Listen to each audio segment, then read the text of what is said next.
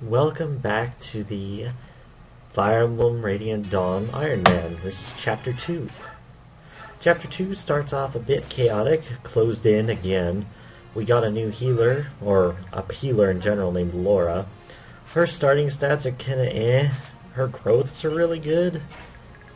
She has a couple benefits of being used for the long term, but she gets outclassed generally near the end of the game. But for being in the Dawn Brigade, she stands out a bit. Gotta do some trickery here so the this axe guy can only come down and attack Edward. This is where something comes in that only Radiant Dawn has done so far. High ground and low ground. When you are above ground, you know, on the high ground, your hit rates, also really good level by Nolan right there. When you're on the high ground, your hit rate is incredible against someone who's on lower ground. Lower ground people have really bad hit rates against someone who's above ground. So you want to keep that in mind. We'll be demonstrating this a bit more as the chapter goes on. The beginning isn't too bad, but up towards the top is kind of hectic until we get somebody up there. Because Sothe's running around up there. He'll eventually come out and be a fighter for us right here.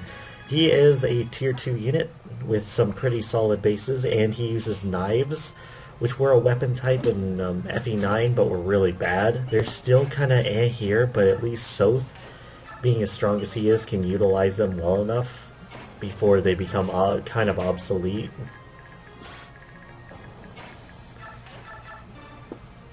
As a weapon type, they were kind of a cool idea. I wish they'd actually try to do it more, but for the time being, I think this game was the right direction for them, generally speaking. There's also this archer with a steel bow who's really tough to handle. And this is where we come into play with this is where the whole checking enemy ranges comes into play here. You can set a grid for where the enemies can move, and it's really handy.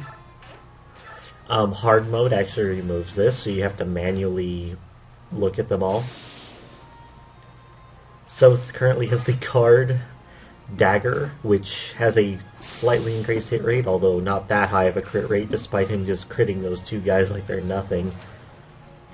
Sothe is pretty tanky in this chapter, so you can pretty much let him run loose up there.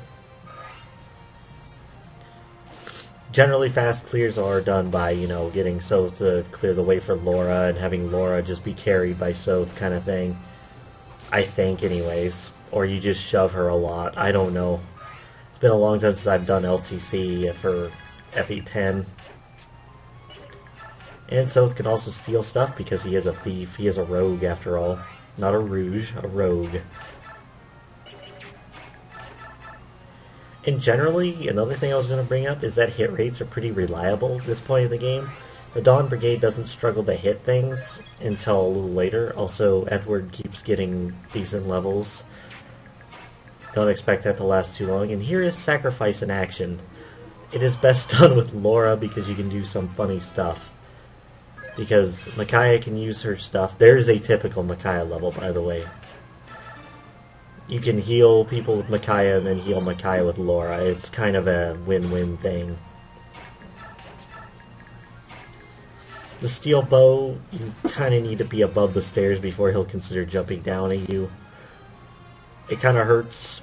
It's nice to have Sothe not have to deal with it though, because it is one of the things that can actually plank him for a few bits of damage. This boss here is not too difficult either. Generally speaking. Oh, and Edward can double already. So good. Although the steel sword kind of weighs him down. As you saw, Micaiah didn't have an 100% chance, but 80 is reliable enough. Yay, Leonardo has a bow he can't use. Huzzah, weapon ranks. Although for some reason Fates decided that they would grow super slowly now. They grow at a pretty decent rate in FE10 overall. Also, thieves are just annoying in general. Not thieves, archers. enemy archers.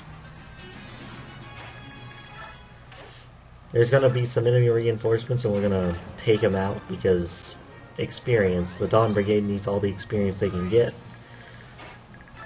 This will probably be one of the only times where we'll see, like, me being all grindy. It's not really grinding, though.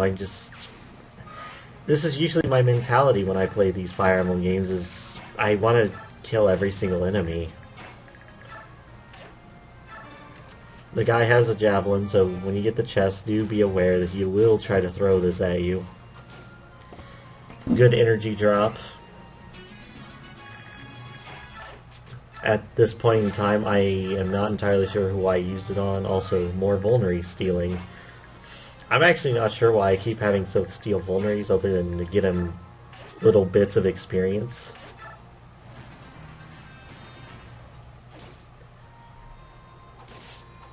Yeah, see, this guy, yeah, he gets 2-rounded by Sothe.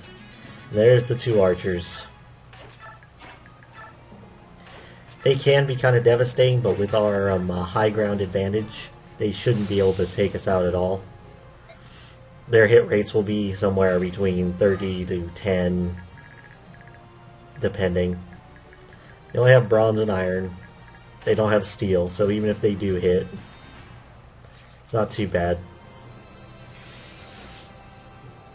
Also, there is a Myrmidon down there with the chest, so Nolan kind of would be at a disadvantage right now.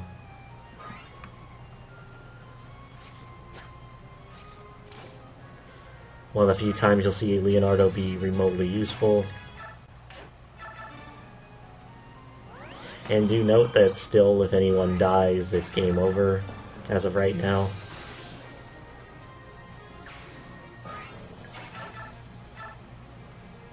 Yeah, see, their hit rates are around in the 20s, but I still don't want to chance it because, yeah, that's fun stuff. This guy has a chest key. Thankfully, there's 2 per key ring. We got a Wind Edge, which is basically a 1 to 2 range sword. It works really nice. It doesn't go off magic, it works off your strength, so it works.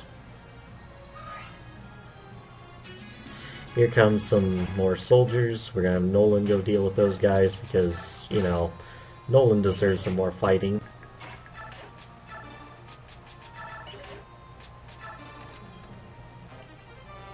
And here's the Fanny. Fanny is a Micaiah of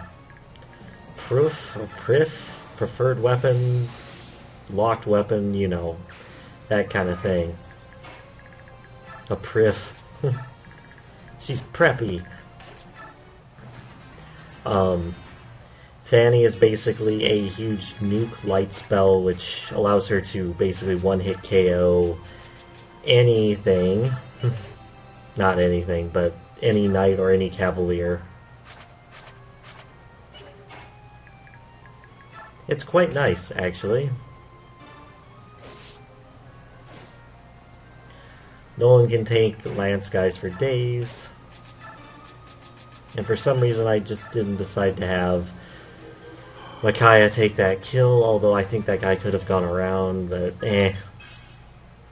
More HP. Because Sothe is right there, I figured, I can get some more healing. Sorry if I'm a little slow on these kind of chapters, but I like enjoying this game overall. And by enjoying it, I just like the maps. I like how they look, the music, of course, as usual. And of course, Nolan misses. He is not like Nolan Ryan. Although I'm pretty sure Nolan Ryan missed a few pitches in his day. I know for a fact he did, actually, but, you know, details, details. Now, the whole thing is to have Laura arrive, so you need to get her up there.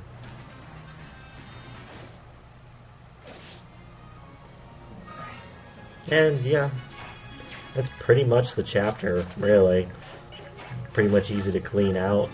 Sothe makes it a lot easier to deal with. But hey, folks, I'll see you on the next chapter, which is actually one of my least favorites. So, till then.